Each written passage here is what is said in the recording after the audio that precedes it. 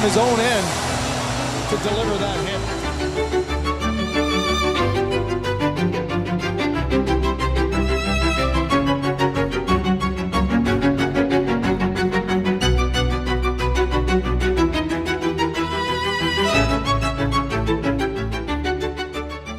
Hello everyone, and welcome back to yet another episode of Red Cape Sports.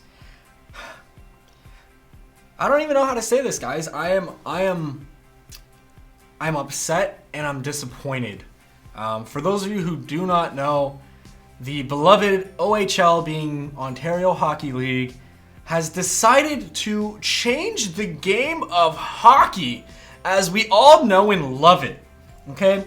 I don't know how much of our audience loves the game of hockey, but I know most enjoy fistfights, most enjoy the big hits, and when you truly think of hockey, this is what you think of. I mean, growing up, Mitch and I, we used to watch Don Cherry, Rock'em Sock'em Hockey, and we would literally, as we watched this, even though we love each other as brothers, we would start to beat the crap out of each other.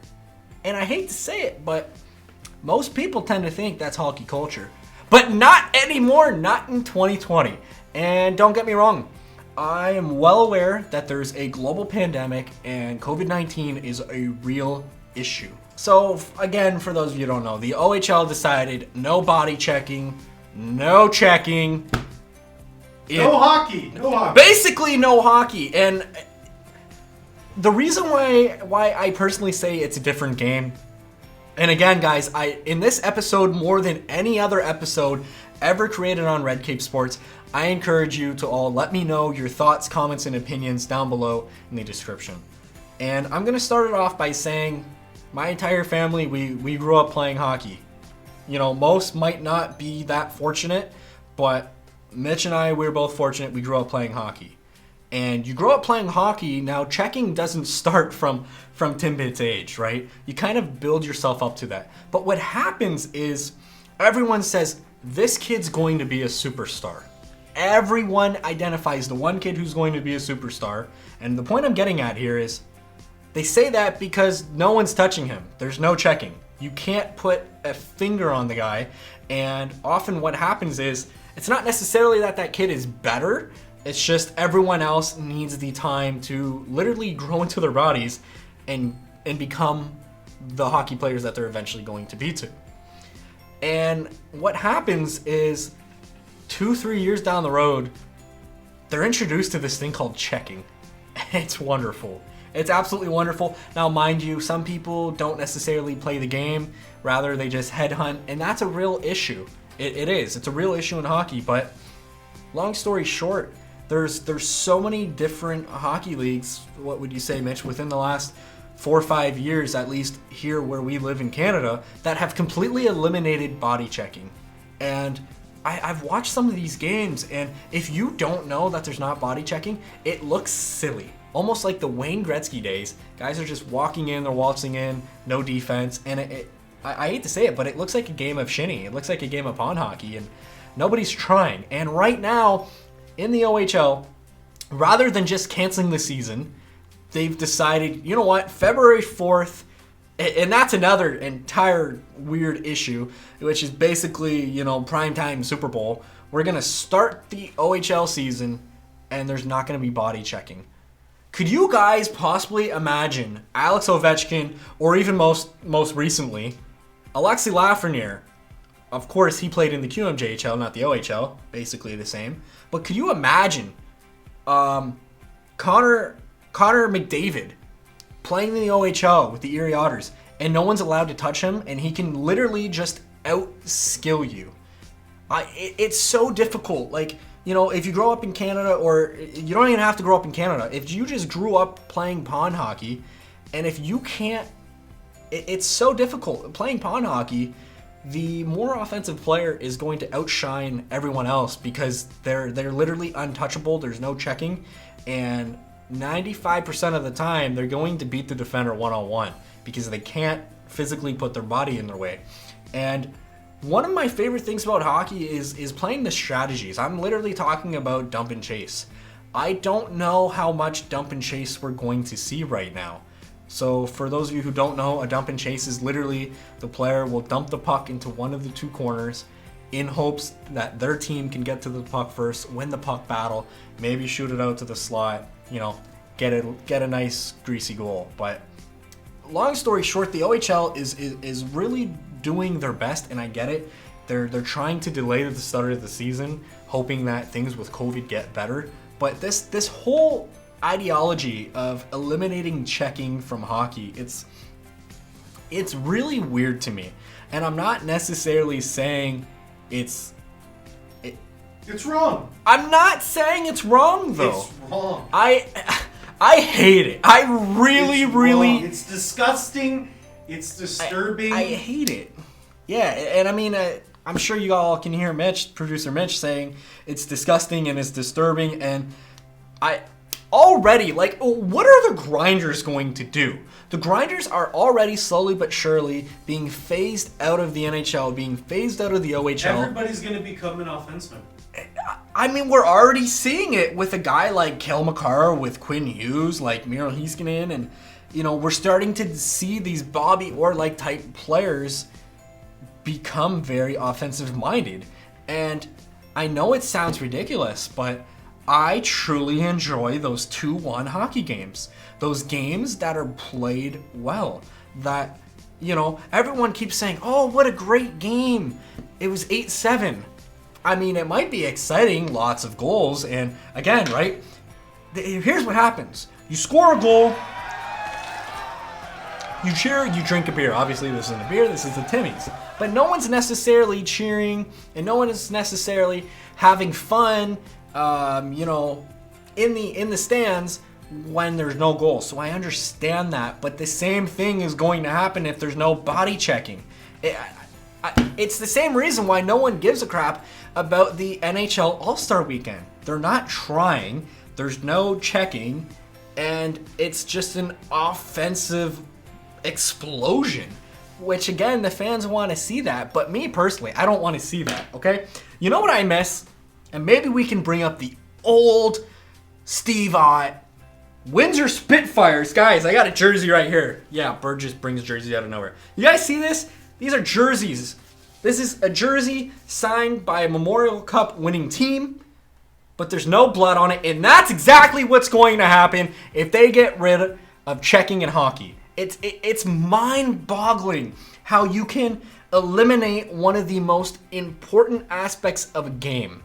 I can understand, shrinking the nets, or even expanding the size of the nets if you want more goals. I can understand changing the size of pads, and your curve can't be too much of a curve and all that. I can understand adding a trapezoid. I can understand no-touch icing. Those are likely, arguably speaking, improvements to help out the game. But no checking. What's a scout gonna do? What's a scout gonna say? Oh, you know what? This guy really, really did well. He anytime someone came near him, he hit the ice like Gordon Bombay, and he held his eye. Insert clip. Yeah, it's like going to a strip club with no pole. I mean, I'm not. What are you gonna do? Just be there on stage? I mean, where's the entertainment? I've never been to a strip club, but I couldn't possibly imagine going to a strip club and what you're expecting of seeing strippers. That's like going to a strip club and there's no strippers. I mean, that's like going to a football game and they literally replaced the football with a bar of soap. I mean, you're just not expecting that. There's a classic saying in Canada, I went to a fight and a hockey game broke out. Especially in the OHL, it's way more prominent than the NHL. Oh my goodness! But if I'm a scout, how do I literally scout a player from an entirely different game, right? For example, a baseball scout, he's gonna go watch baseball players playing baseball. Now, mind you, cricket is a very similar game, but you're not necessarily going to scout a baseball player playing cricket. And it's the same thing. You're not going to scout, what are two similar sports, right? You're not necessarily going to scout a tennis player who's playing badminton because they're good at a racket sport.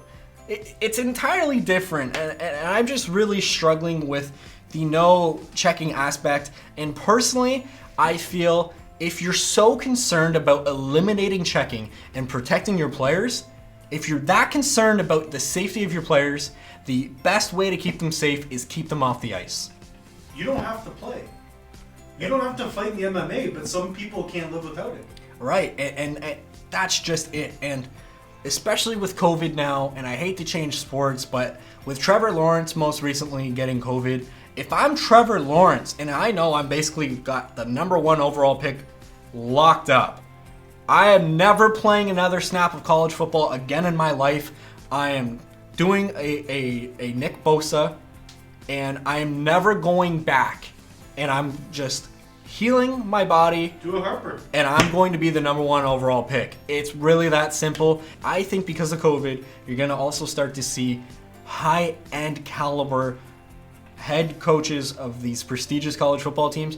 They're going to go to the NFL because they have more resources and it's less of a headache. I mean, again, you're dealing with, that's just the thing. The OHL, you have 16 to 20-year-old kids. After that, they age out. Again, these are kids. I don't know how else you put it. So it's not necessarily the fact that I hate that they took out the physical contact aspect of the game. And again, that's how we all know and love hockey. It's more or less the fact that they're saying physical contact, especially now during a global pandemic, is dangerous and we want to protect our players. Well, that's, in my opinion, that's just phony. If you truly want to protect your players, end the season. Don't change the game, end the season. Right, don't change the game. It's different, and there should be asterisks next to it. And again, I don't want to see, as much as I love Alexi Lafreniere, last year, if there was no checking, you can bank on it. This dude would have put up like 250 points. I mean, matter of fact, I'm pretty sure Mario Lemieux put up 200 points one year before in the queue. Ridiculous. Just ridiculous numbers. And again, maybe most of you are hearing this saying, oh, you know, it's not going to change the game too much. But if you grow up playing hockey, if you grow up watching hockey, the physical aspect of checking a player is arguably speaking one of the most effective ways to get the puck. It really is. Stick checking and poke checks, again, they're going to work. But and that brings me to my next point, face-offs. You got to be close for face-offs. There's going to be loose pucks. Physical contact is likely going to happen. What's gonna happen when something happens and they're gonna fight? You're gonna fight. They're gonna fight. All right, we saw it. It's hockey. The first game that the NHL came back during the bubble, Ryan Strome's dropped the mitts. He dropped the mitts, and everyone went, "Oh my goodness! Here's they're in a global pandemic, playing in a bubble to remain safe." And there's fights, and that sparked fights throughout the entire thing. Basketball had little scraps. Basketball always has scraps. I mean, even during the bubble. And I think it's just human nature playing a contact sport and playing a game with such... I mean, that's just... I hate to say it, and I really do. I'm not trying to make hockey culture here, but that's kind of the culture of it. You know, somebody bumps into you, somebody says something to you. You know, how are you going to stop Brad Marchand from licking guys like that Pokemon? You know, it's just not going to happen. I mean, is Brad Marchand now going to have to wear a full cage because he's going to lick guys and give them the coronavirus? I don't know what's going to happen. All I know is this is wrong. This is ridiculous. Regardless, I want to hear from you all. Like I mentioned at the start of this video, this is the video where I'm encouraging the most dialect ever that I've ever done. Like, I want to hear from you all. What do you think about, arguably speaking, the biggest junior hockey league in the world, maybe even, where, I mean, we've had some pretty big names come out of the OHL. We've got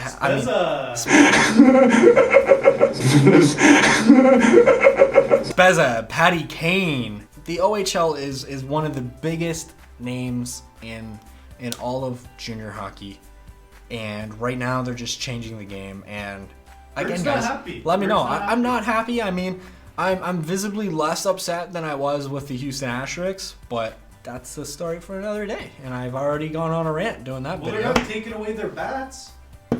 Oh my goodness, can you imagine the next thing they do is take away their sticks? Oh my god. This video needs to end. Anyways, guys, thank you all so much for watching. Again, if you appreciate content like this, I swear we do have more serious videos. But again, if you like this video, if you like other content, be sure to smash the like button. Also smash the subscribe button, and also turn on bell notifications, because that way when we post a video, it'll at least, if not send you the notification, it'll at least, if you log on to YouTube, recommend the video. So